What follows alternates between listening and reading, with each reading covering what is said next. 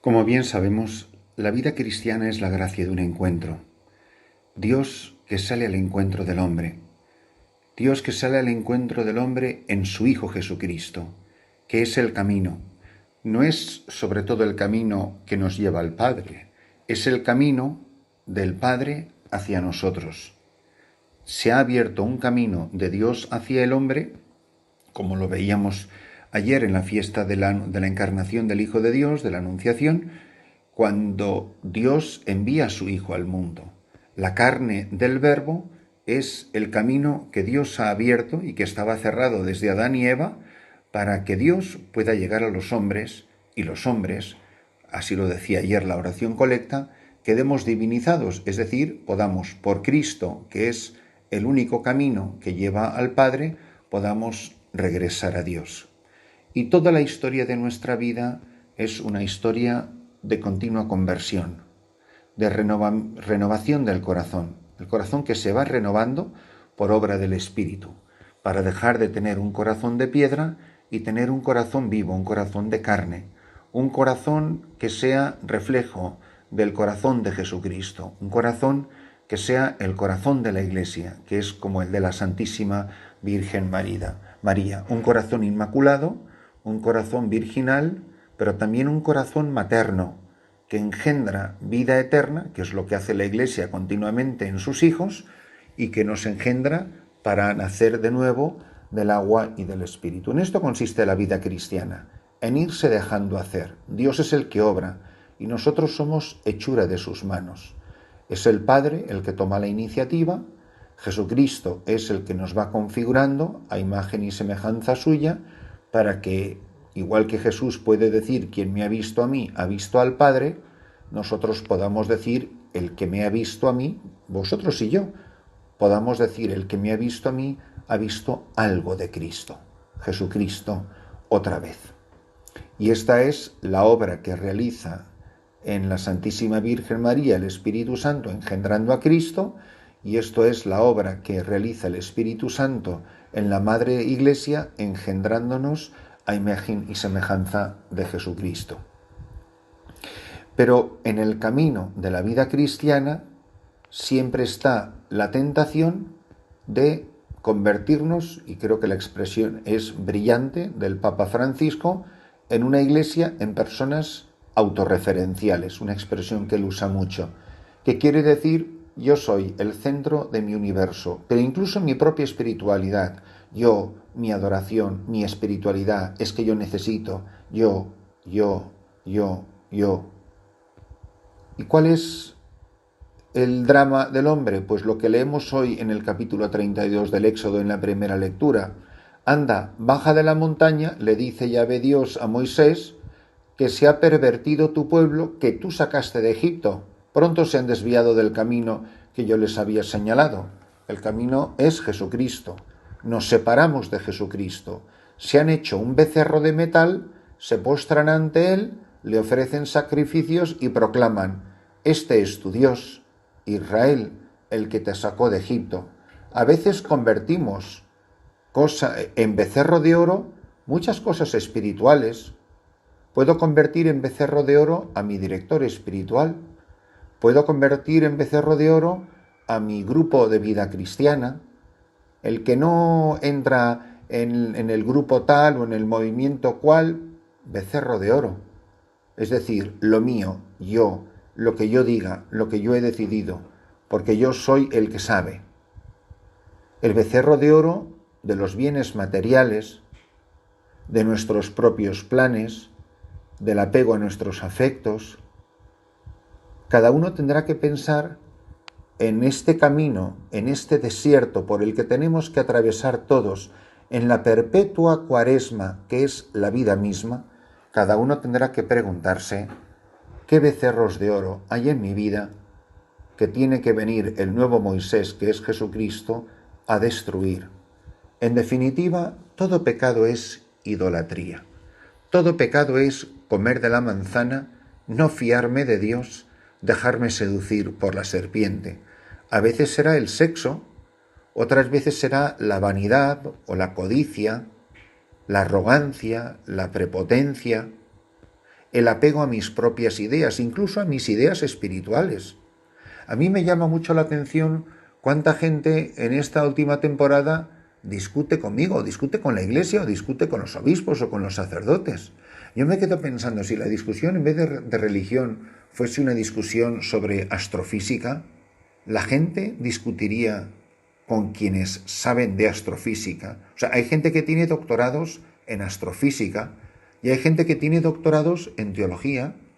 Con los doctores en astrofísica no discute un analfabeto en la materia, pero de religión, de espiritualidad, de cristianismo, opina la gente con una alegría y con una frivolidad que te dan ganas de decir, pero su analfabeto, ¿tú de qué estás hablando? Si no sabes nada de nada. Pero de religión todos opinamos, vamos, con la misma autoridad que el mismísimo Romano Pontífice. Cuando uno tendría que tener la humildad de decir, pero ¿y yo quién soy? Pero si yo no sé nada. Pues me dejaré enseñar por quienes saben. Igual que no es que han consultado a los expertos de la Organización Mundial de la Salud, bueno, pues digo yo que eso sabrán un poco más que nosotros los de a pie cómo se para la difusión de un virus. Pues no, aquí todos tenemos la misma opinión, que viva la democracia. En cambio, en el fondo, hacemos de nuestras opiniones, de nuestras ideas muy espirituales y muy religiosas, auténticos becerros de oro, que tenemos que derruir y reconocer humildemente que nos tenemos que dejar guiar por este camino que es Cristo, y el único que conoce a Cristo es la Madre Iglesia. Solo la esposa conoce el corazón del esposo y los demás necesitamos dejarnos enseñar por ella. Bueno, pues con humildad de corazón preguntarnos, ¿qué becerros de oro hay en mi vida en estos momentos?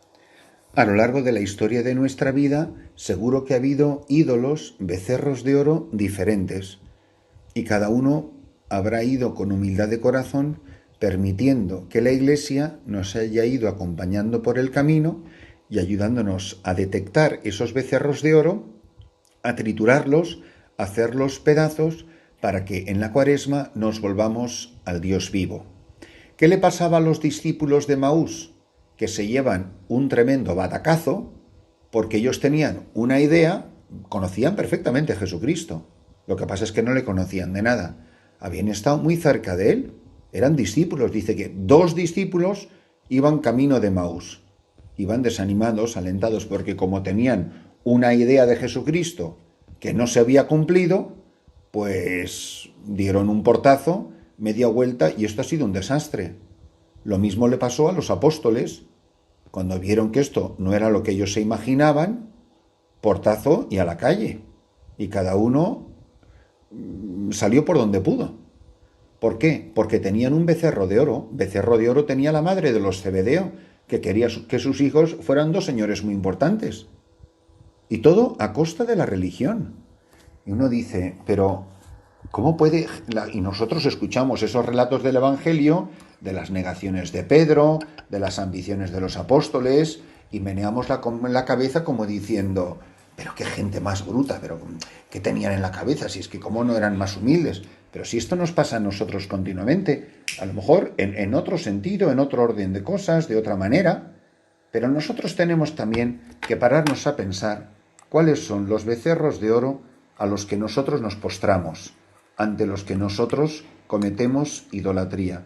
He dicho algo hace un momento que espero que le demos toda la importancia que tiene, y es que en el fondo todo pecado es idolatría, es ponerme yo en el centro de la existencia, hacerme a mí mismo el centro del bien y del mal, de lo bueno y de lo malo, de lo correcto y de lo falso, lo que coincide con mi opinión, y además todos somos expertos en encontrar a gente que piensa como nosotros, con lo cual se refuerza nuestro argumento, es decir, que se hace más becerro y más de oro el que nos hemos construido, porque hemos encontrado a alguien o a algo que refuerza nuestra opinión. Pues la palabra de Dios, la liturgia de la Iglesia, hoy nos invita a la conversión, a reconocer con humildad no el becerro de oro de otro. Aquí se trata de no pensar en los demás, no mires la paja en el ojo de tu hermano, sino mira la viga que hay en el tuyo, que yo mire, yo, Padre Christopher, mire la viga que hay en el ojo mío, para que sepa reconocer en este tiempo de Cuaresma de qué necesito ser liberado, de qué ídolos, de qué falsos dioses, de qué falsas deidades necesito ser liberado. Y así la Cuaresma habrá vuelto mi corazón, el corazón de cada uno de nosotros, hacia el Dios vivo. Pues que la única que nunca ha tenido ídolos en su corazón, porque nunca ha pecado, que es la Santísima Virgen María, nos acompañe en este camino de gracia, en este camino de conversión, para que nos ayude a volvernos hacia el corazón de su Hijo y saber reconocer en nuestra vida todo aquello que son falsos dioses, muchas veces muy disimulados, de falsa santidad, de falsa espiritualidad, de falsa devoción, pero en definitiva, dioses peligrosísimos. Hay dioses que son mucho más fáciles de detectar, el dios de la lujuria o de la codicia o lo que sea. Esos son dioses muy fáciles de detectar.